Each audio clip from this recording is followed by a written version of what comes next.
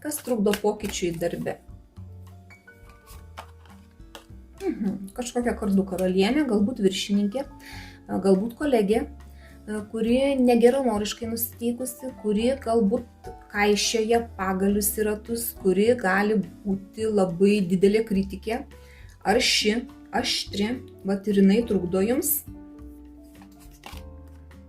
Dar viena moteris, monetų karalienė.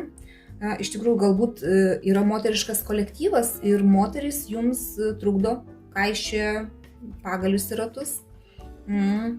Kaip jums elgtis, kad būtų kažkoks tai pokytis darbe, kad įvyktų kažkoks pokytis darbe. Baimių kažkokių tai pilna galva, jums reikėtų nebebijoti, nustoti bijoti, nes tos baimės daugiau prisigalvotos negu kad realios. Taip, jeigu jums čia kažkas tai bando kaišioti pagalius į ratus, jūs prisigalvojat dar ir daugiau visokių nebūtų dalykų. Žiūrėkit, jums reikėtų bendradarbiauti, pradėti draugauti. Galbūt tiesiog kažkaip tai su tomis pačiomis moterimis, kažkaip kitaip su jomis pradėti elgtis, kad būtų kažkoks tai pokytis tame darbe. Jeigu jūs pakeisit savo elgesį, ar bus kažkoks pokytis?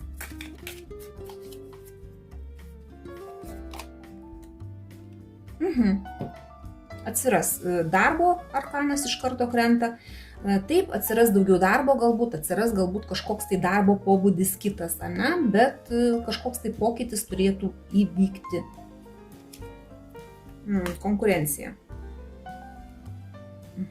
Atsiras darbo daugiau, atsiras daugiau konkurencijos. Tokiam darbe, turbūt tokiam kolektyve esate, kur nuo jūsų kolektyvo narių labai daug priklauso, taip kaip jūs jaučiatės, kaip jūs elgėtės ir kad pokytis kažkoks tai būtų, turit pradėti daugiau dirbti, atsiras konkurencija kažkokia tai, bet jūs galbūt ir išjudėsite.